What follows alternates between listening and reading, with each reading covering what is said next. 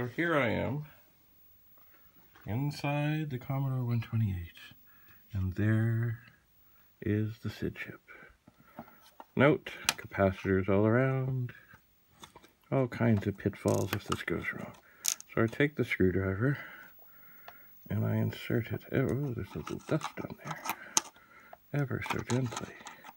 And then I go a little farther down on both sides and I pry. Keeping in mind, of course, the power is off. Oh. Okay, so that SID chip has come out.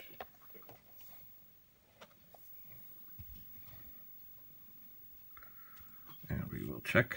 By the way, I keep mentioning the witness mark. I'm sure you know what that is, but it's right there. That tells me there's a little mark of a similar nature on the chip that says, "This is the way." So we look at the pins.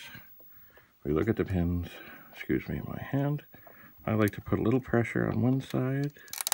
That's not working.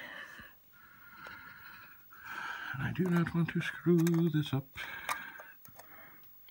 Okay, so all the pins in there are good. Excuse me. All the pins in there are good.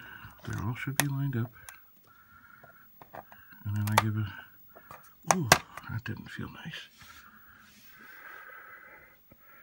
But it looks okay. Okay, enough of chip removal and such.